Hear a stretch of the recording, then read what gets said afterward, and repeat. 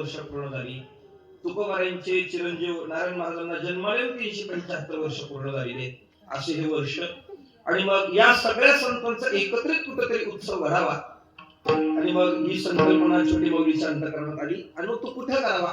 ज्या मराठवाड्यानं सगळ्यात जास्त संत दिली त्याच मराठवाड्यात कुठेतरी करावा असं ठरलं. आणि आपल्या सगळ्यांचं पुण्य उदयाला आलं. तो उत्सव लातूरला 22 फेब्रुवारी ते 2 मार्चच्या कालावधीमध्ये होणार आहे. महाराष्ट्रातला सगळ्यात मोठा भव्य अखंड हरिनाम सप्ताह लातूरला होणार आहे. तारीख ध्यानात ठेवा, 22 फेब्रुवारी ते 2 मार्चच्या कालावधीमध्ये. लातूर तालुक्यात येते का? लातूर तालुका आहे का? सांगतो मी तुम्हाला. या उत्सवाचं वैभव असं आहे, महाराष्ट्रातल्या सगळ्या दिग्गजांची कीर्तन आपल्याला श्रवणाला प्राप्त होणार आहेत, फडकऱ्यांची प्राप्त होणार आहेत, माऊलींच्या मुखातून ज्ञानोबारांचं जीवन चरित्र आपल्याला मिळणार आहे. सकाळच्या सत्रामध्ये तालुक्यातली कीर्तन आहेत. आणि या सगळ्या उत्सवाचं खरं वैभव इतिहासात पहिल्यांदा जगद्गुरु तुकोबाराय, नामदेव महाराज, ज्ञानोबाराय, संत जनाबाई या सगळ्यांच्या एकत्रित पादुका इतिहासात पहिल्यांदा लातूरला हेलिकॉप्टर नेणार आहे.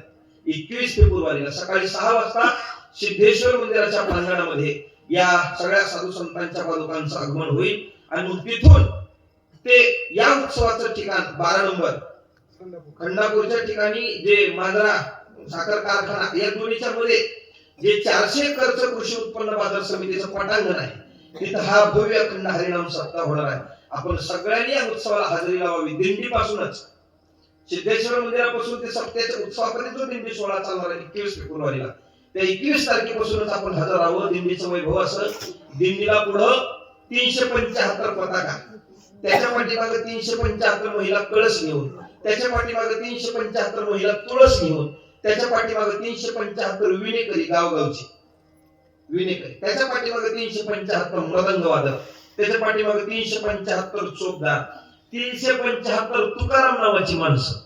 बघा गावात कोण आहे, भले तिकडचं असू द्या, त्याला ते सगळं बघितल्यावर वाटलं पाहिजे बाबा माझ्या नावाचा एवढा मोठा सोहळा माळच झालतो का काय, असं झालं पाहिजे. तुकाराम नावाची 375, ज्ञानेश्वर नावाची 750, 675 नामदेव नावाची माणसं आणि 675 जनाबाई नावाच्या स्त्री, अशी हे सगळं दिंडीत राहतील. आणि मग या मराठवाड्यातील सगळी कीर्तनकार मंडळी पेटे बांधून ज्ञानोबा तुकोबारांच्या पादुका चांदीच्या रथामध्ये आणि मोकळा चालणारा समाज, आज हे दिंडीचं वैभव आहे. डोळ्याचं पारणं फेडणारा उत्सव आहे. आपण सगळ्यांनी तिथे यावं. उत्सवातली पहिली मागणी आपल्या चरणाची अशी आहे, 25,000 गाथा वाचकांचं नियोजन. आपण सगळ्यांनी गाथा पारायणाला चला.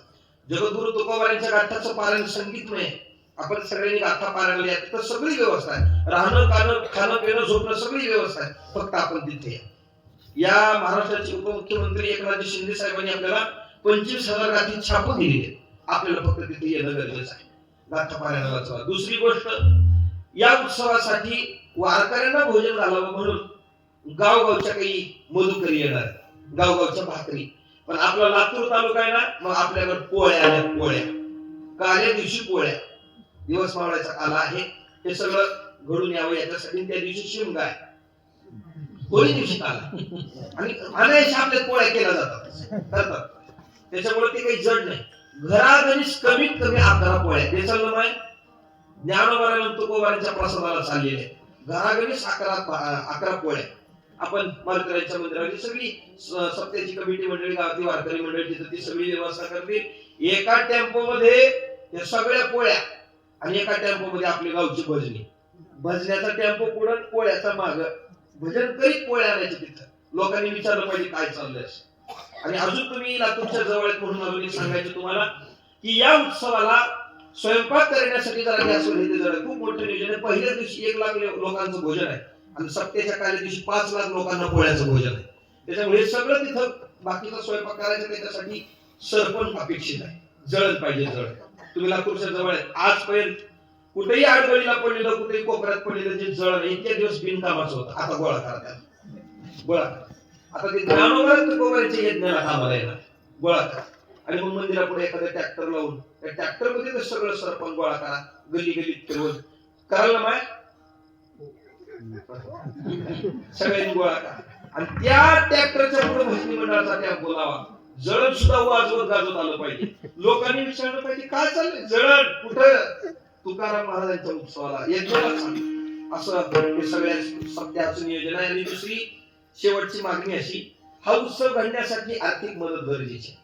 मग तिथं भात बनवावं लागेल, आमटी बनावं लागेल, हे सगळ्यांच्या सहकार्य नाही, वैयक्तिक कोणालाही पंगत नाही, आपल्या सगळ्यांच्याच सहकार्य नाही. एकट्याला दिलं तर ते एकट्याला श्रेय जर या न्यायानं सगळ्यांनाच त्याचा पुण्याचा वाटा प्राप्त झाला पाहिजे. या न्यायानं कमीत कमी 500 रुपयाची पावती, कमीत कमी ज्या ज्ञानोबाने आपल्याला 750 वर्ष दिली त्या माऊलीसाठी 500 रुपये जमायचे नाहीत का आपल्याला?